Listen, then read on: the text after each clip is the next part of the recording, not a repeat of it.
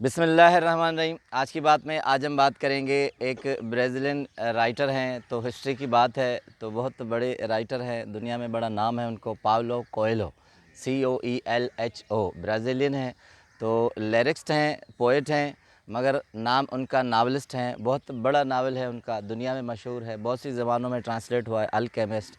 तो आज एक और चीज़ है उनकी, उस पर डिस्कस करेंगे। उनकी किताब है द फ्लोइंग रिवर्स।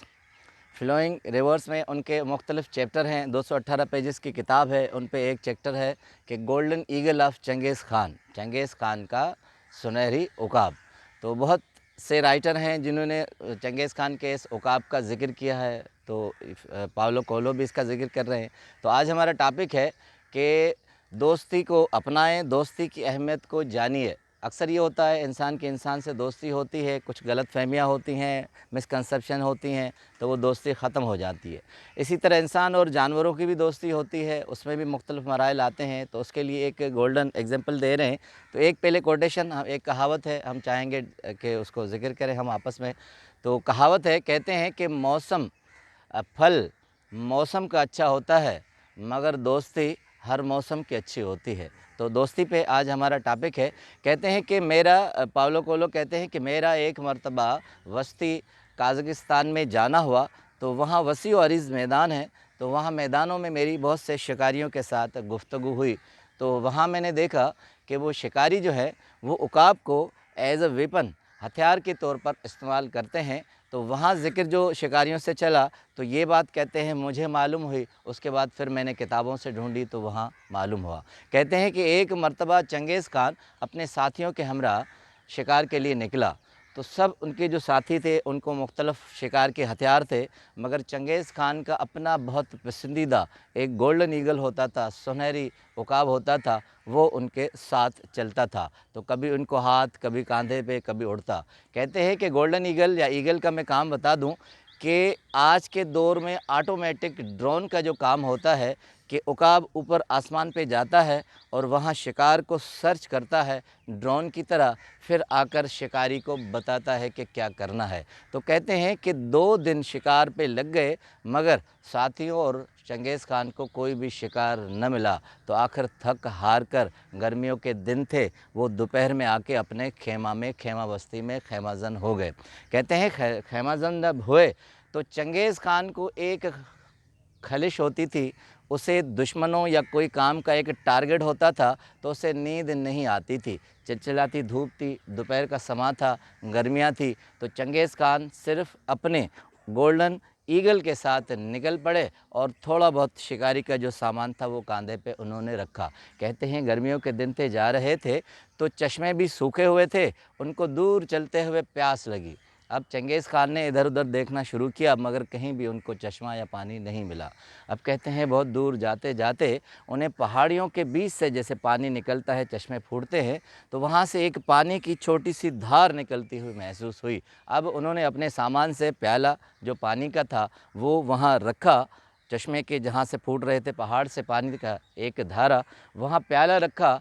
तो जैसे ही आहिस्ता-आहिस्ता प्याला भरने लगा, तो चंगेज़ ख़ान का जो उकाब था, उसने जल्दी से चोंच मार के प्याले को कल्टी कर दिया, उलट दिया। अब चंगेज़ ख़ान ये मंज़र देखकर हैरान हुए, फिर उन्होंने दोबारा प्याला वहाँ रखा। अब वहाँ पहाड़ों से हल्का-हल्का धार से पानी आ रही थी। जैसे ही पानी प्याले में भरता, तो फिर वो गोल्डन ईगल, सुनहरी उकाब अपनी चोंच लगाकर उसे उल्टा कर देता।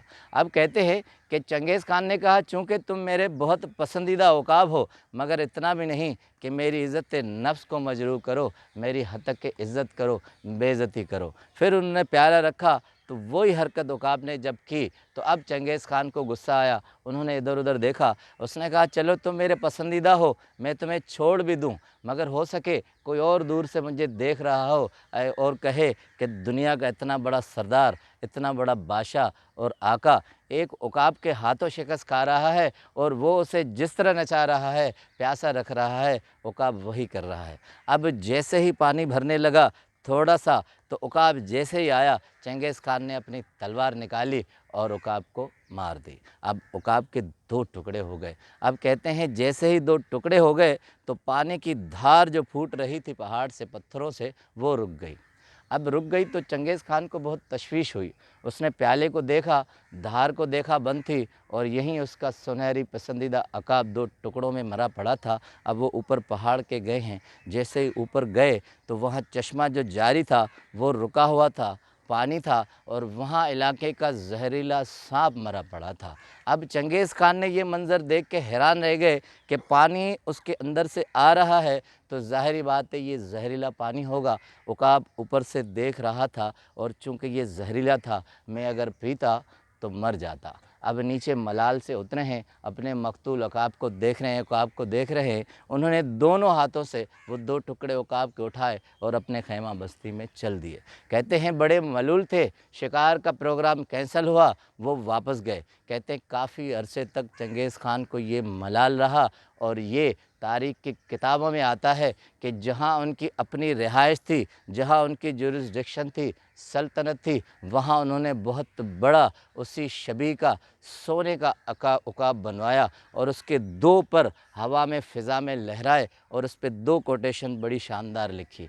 नंबर 1 कि अगर आपका दोस्त कभी भी ऐसी हरकत करे जो आपकी नापसंदीदा हो मगर फिर भी आपका वो दोस्त रहेगा। और दूसरे पर पे लिखवाया कि ज़िंदगी में कभी भी आपको गुस्सा आ जाए तो उस गुस्से का नतीजा आपके सिवाय पशेमानी और निदामत के कुछ नहीं होगा।